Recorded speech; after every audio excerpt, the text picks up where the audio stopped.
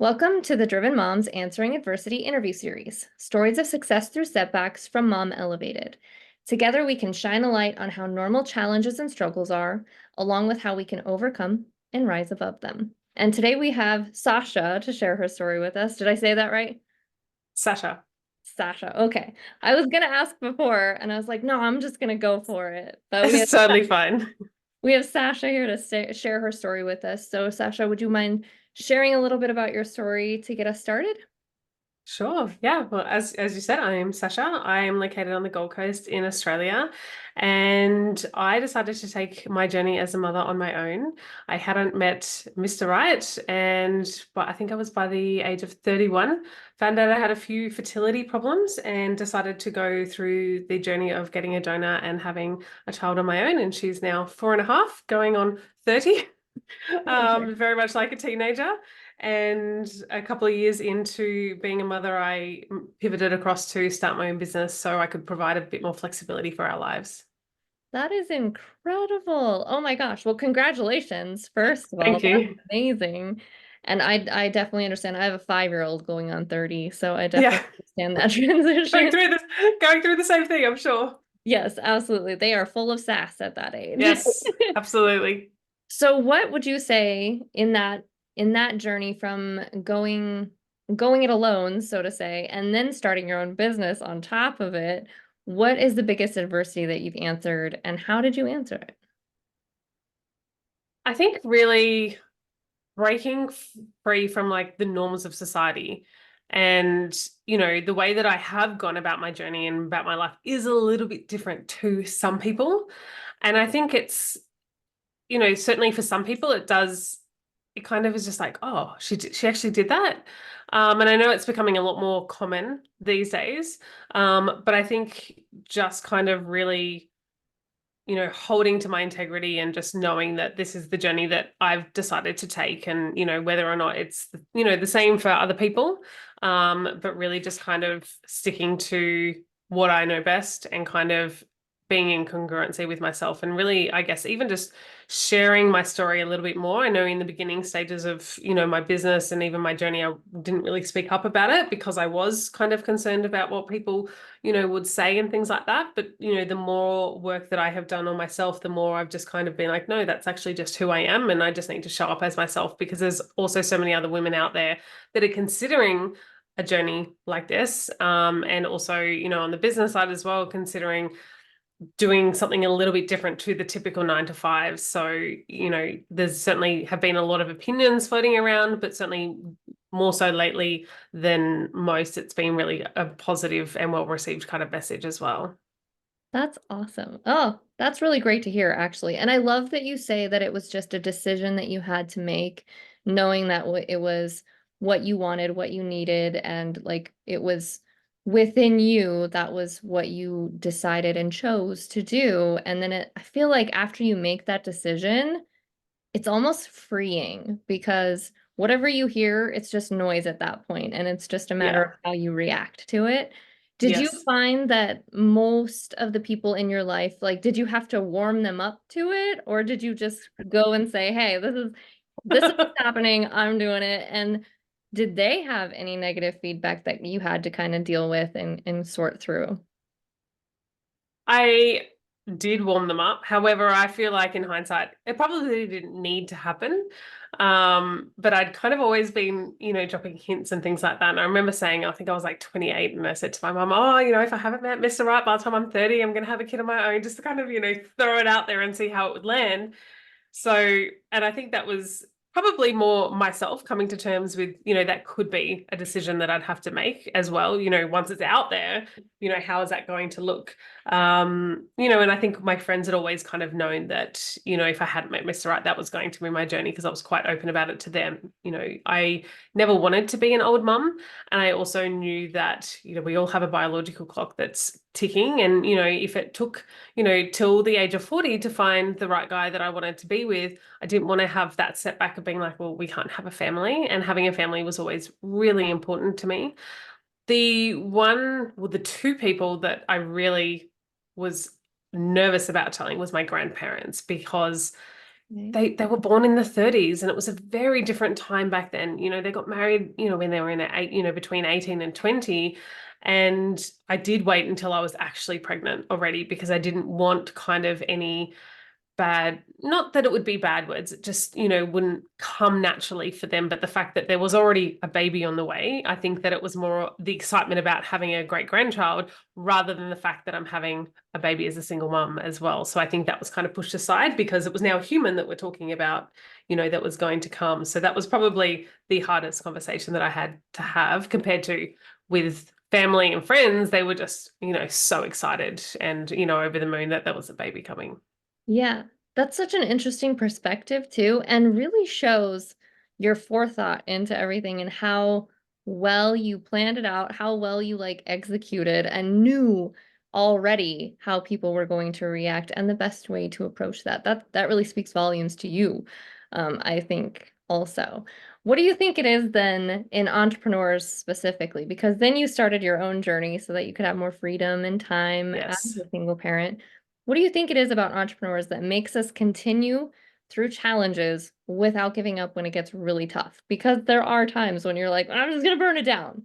This is it. Yeah. And I think I'd always wanted to be an entrepreneur. I'd always wanted to be my own boss. And I think because I'd always used to kind of buck the trends, or I used to hate being told what to do every minute of every day. And that's just never been me. And I think, I probably did, in hindsight, change jobs quite a lot because I was just like, well, let me actually just do what I can do and show you that I'm great. However, you feel the need to micromanage me, and that actually has me resistant against that. And I think the need and the want and the desire for something more got even more stronger being a mother, because it was hard. It was hard to, jump onto that freeway and stress every single day that I wasn't going to make it back for that pickup. And at the time she was in daycares that you you're there like a minute afterwards and they charge you $20 a minute. And I was just like, I wasn't in the financial position. So every day was stressful. Yeah. So the need and the desire for it was there. However, when I do have those times that I do feel like, "Oh, I just want to go back to work," I remember what it felt like. And that drives me even more to make it work, because I don't believe it's better going back ever. The stress, the anxiety, the time on the road, the pressure, and not to have the flexibility to, take my daughter to a 4 o'clock swimming lesson, or just to, hey, I'm done for the day, and go and pick her up and we can spend the afternoon together. Like I would never take that back for anything. Yeah. So, and I think that comes down to the mindset of it as well, is I know that this work that I do is making a difference in people's lives. And that's also what drives me. So there's, a couple of different facets, but I will never, ever go back because of the impact that I get to make and the flexibility that I've created. I think that's beautiful. Yeah, and that's such an important thing to remember is the perspective piece of looking back and saying, this is why I'm doing this. This is why I chose this path. I also have to ask, I see on your wall, is that how you track your week with your sticky notes? No. Well, as you can see, there's some holes because there's not that sticky. And I've got a whole pleather on the floor. But no, every time a client commits to working with me and jumps into one of my coaching programs, I put their name up. I'm like, that's there. I'm working with them. And then I love seeing it grow. And it reminds me of the impact that I get to make every day. It's just unfortunate that there's been some that have fallen to the ground. So I have, a little bit of a sea of color post-it notes on the floor as well that I keep on putting up. And I'm just like, maybe this post-it note is just not working. That's so cute. Oh, I love that. I've seen different methods of using that kind of technique. A lot of people will do it if they have somebody they want to work with.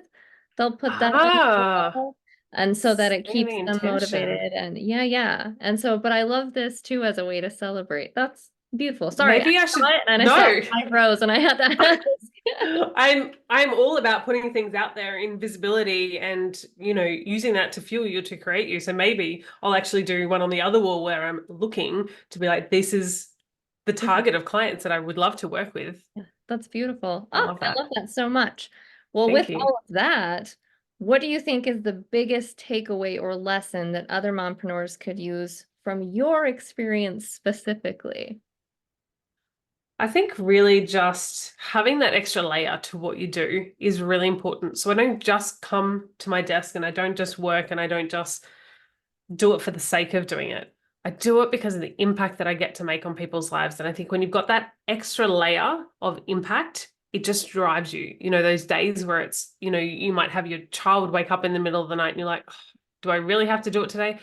Yes, because people are counting on me and it's the impact that I get to make. And if I don't show up, then they don't get to benefit from the knowledge that I'm sharing. So I think it's if you have that extra fuel to your fire, you'll have the tenacity to just wake up, get it done, show up for them because they're relying upon you to do it. So, you know, I love the fact that I get to do that, but that's really a key takeaway for me. If I just did work that had no purpose to it, I wouldn't get out of bed every day.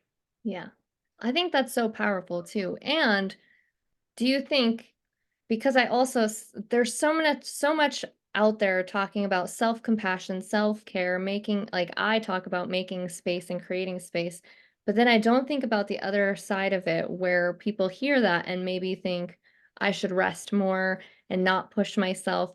But there's still times when you do have to, it's not necessarily motivation, it's self-discipline where you just have to do the action, the intentional action that's going to move you forward in your business. Do you agree, or what's your take on that? Yeah, I definitely agree. Because there are some days where we do need to listen to our bodies and we do need to take time for ourselves. So I always say, you know, make sure that you have the non-negotiables for the day. So if it is showing up, you know, for me with my group program, I need to show up every single day in the group to give them the support. So if for some reason I am going to take time out of myself because my body says you need to stop, which happens frequently, especially when you do work so much and so hard because you love what you do, it's about, well, what are those non-negotiables for the day? And just do those and be kind to yourself and take the time to yourself. So I think it is definitely, you know, something that you need to do. Yeah. And it is not just about tapping out completely. So what is the absolute minimum that you can do today to still shift your business forward, to still support your clients, and then focus on yourself as well? Because if you don't focus on yourself, then you're not going to be able to show up for them in the future. Yeah. I feel like that translates really well into motherhood too. Yes, Yeah, that's a fantastic. 100%. Thank you for that. So what is the best way for others then to find you if they'd like to work with you, learn more about you, or just really be in your space and be there while you're doing your thing? Thank you. Yeah, I'm always up for a chat and connecting with people, especially from all over the world, which I love the fact that we get to come together in such a space like this, even though we are on the opposite sides of the world. I spend most of my days on Instagram at Sasha Eburne __. So feel free to drop me a line. That's wonderful, and I will drop the link in the description, below as well, but just in case they're just hearing, they can still find you. Thank Great. you so much for joining us today. I had a blast. I learned a lot. I might start, taking the sticky note thing from you and trying that Go myself. for it. I think that's beautiful. Your story is very inspirational, and your willingness to be open about it, I think, is not only appreciated, but very much needed in this space, in this time. It can feel very isolating and lonely, and so I appreciate you being willing to share your story. Thank you so much for having me. It was great having a chat. Absolutely. And for those of you out there facing your own adversity, know that you're not alone. That's why we're doing this, why we do what we do. When you need an extra hand from my or mine for brainstorming during your mompreneur journey, we would love to work with you through the Mom Elevated Society. You'll find monthly check-ins for goal setting and assessing, and so much more for both your business and your mom life. And it sounds like if you need some extra mindset support, then Sasha has her group program and probably much more. So go find her. Mhm. So until next time, keep shooting for the stars.